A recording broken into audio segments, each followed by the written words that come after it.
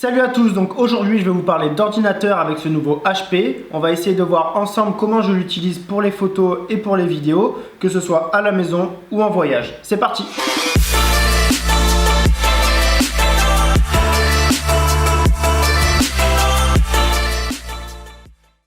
Donc aujourd'hui HP m'a envoyé ce nouvel ordinateur portable, le ZBook, pour pouvoir le tester pendant une semaine et essayer de repousser un petit peu les limites de la photo et de la vidéo.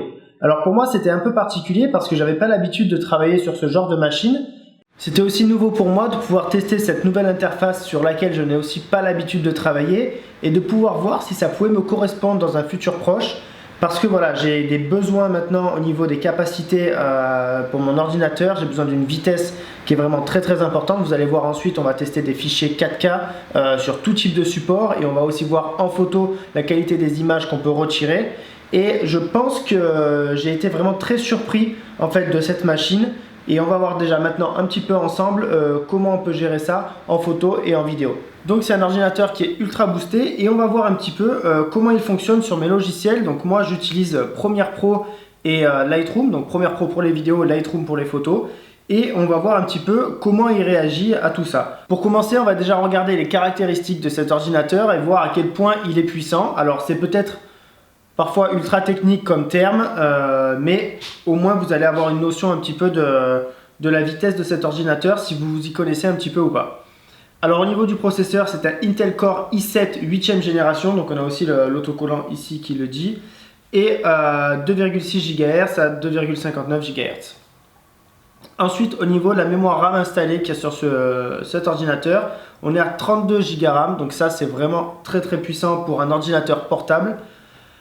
Et donc ensuite on a un système d'exploitation de 64 bits, donc ça aussi c'est énorme pour le processeur, c'est vraiment ultra rapide.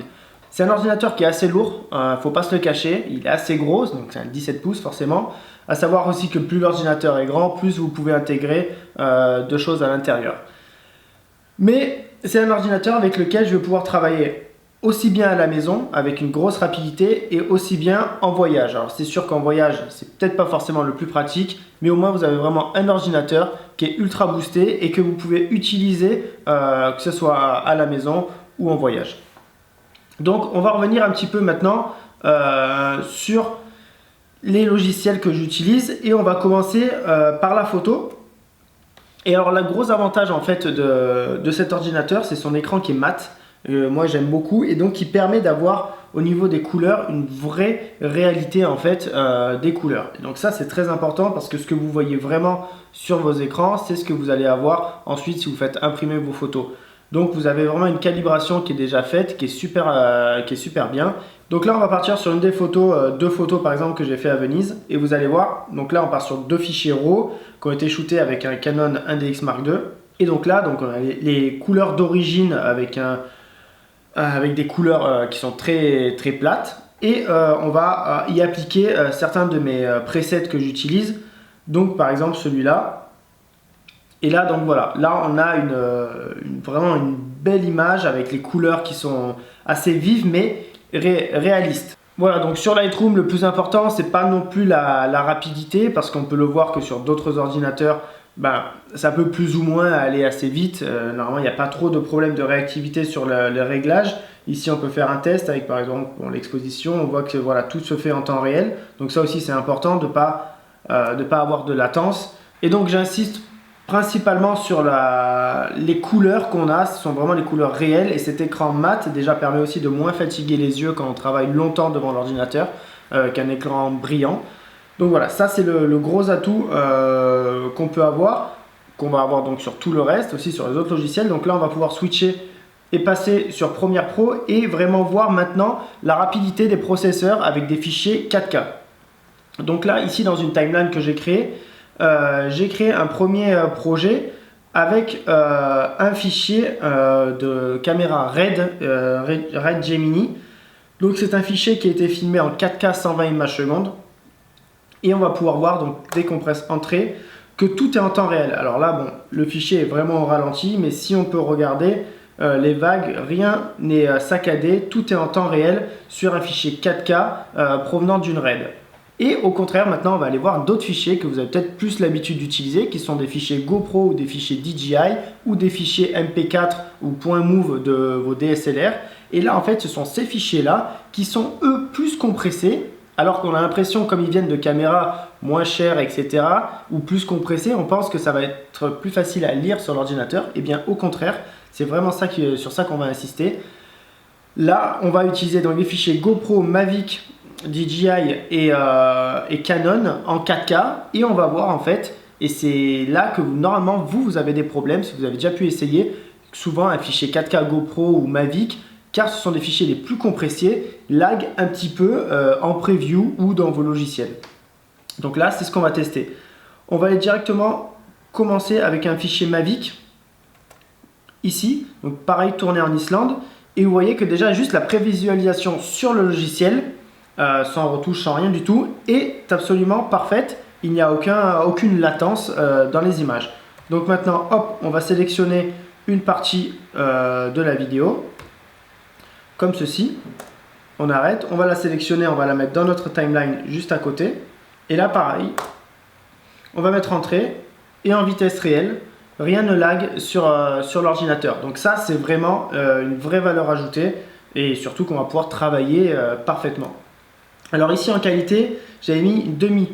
Alors c'est souvent, plus on descend, moins la qualité ici est importante sur l'écran et donc plus facile à lire et donc sans problème de latence. Plus on descend ici, moins il y a de latence, mais vous voyez ici par exemple la qualité de l'image est totalement dégradée et donc on ne la reconnaît même plus, donc c'est plus intéressant même si vous êtes sûr de ne pas avoir de latence.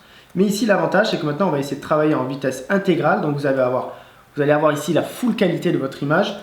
Et vous voyez que même en vitesse intégrale, il n'y a aucune latence sur les images. Avec un fichier GoPro, pareil, qui a été filmé en 4K en Islande.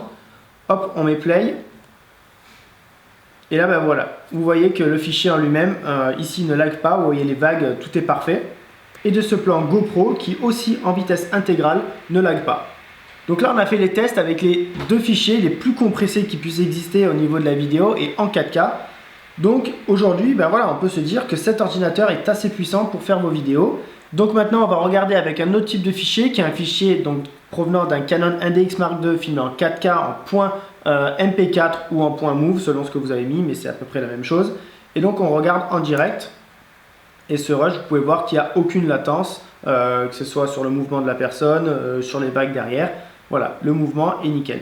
Donc maintenant, on va essayer d'ajouter sur la vidéo une colorimétrie, ce qui va permettre de pouvoir ajouter des effets et voir si l'ordinateur réagit bien à ces effets et s'il n'y a toujours pas de latence. Donc pour ça, très simple, on va rajouter un calque d'effet.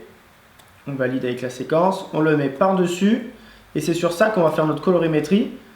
Donc ici, dans couleur lumétrie à droite, on va rajouter un LUT. Alors bon, ici, on ne va pas essayer de chercher, on va mettre le premier LUT qu'il peut y avoir sur le logiciel. Par exemple, voilà, ici, vous voyez bien qu'on enlève, on met, il y a bien quelque chose qui a été fait.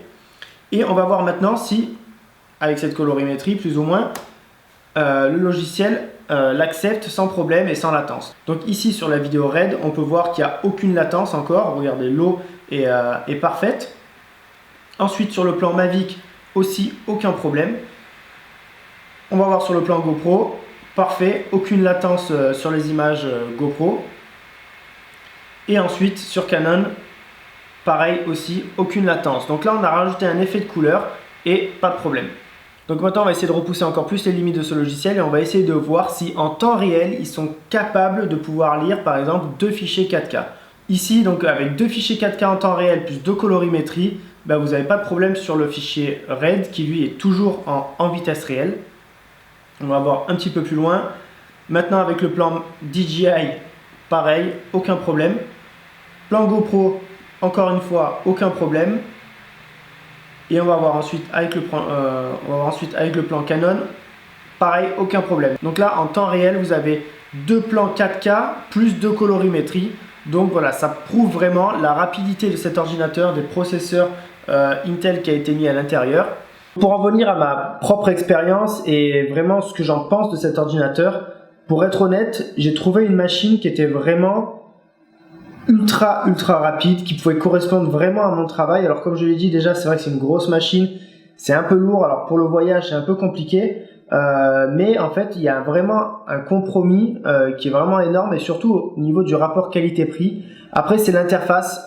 Si on aime l'interface Windows ou pas, c'est aussi ça qui va vous plaire à vous ou pas. Et moi, c'est vrai que c'est quelque chose, j'ai un peu du mal peut-être à m'adapter à ça.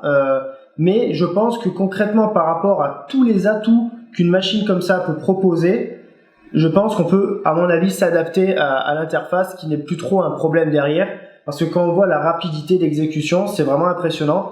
Et même, je pense que ça peut vraiment aller en concurrence avec même des tours, clairement. Parce que là, quand on voit que les fichiers 4K sur deux lignes de séquence peuvent se lire en temps réel, ça c'est vraiment important, surtout sur des fichiers qui sont ultra compressés comme des fichiers GoPro ou DJI.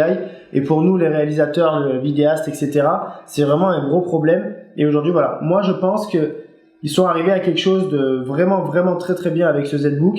À voir s'il existe peut-être un petit peu plus petit et tout aussi performant. Ça serait peut-être aussi à tester. Voir, parce que si voilà, vous avez besoin d'une machine un peu plus petite pour le voyage, c'est peut-être un meilleur compromis.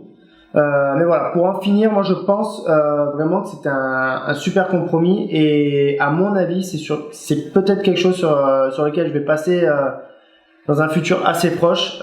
C'est pas facile, l'interface est différente de ce qu'on peut avoir sur d'autres machines. Donc c'est principalement moi ce problème-là. Mais après, la rapidité, c'est aussi, c'est mon besoin essentiel pour la vidéo, pour faire mes projets.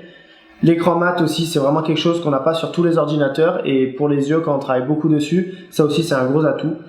Donc voilà, donc j'espère que ce petit tuto, ce petit brief un peu sur cet ordinateur pourra vous aider à faire votre choix, à arriver sur une machine qui vous correspond le mieux possible pour vous. Et voilà, donc je vous dis à la prochaine, et merci encore, ciao.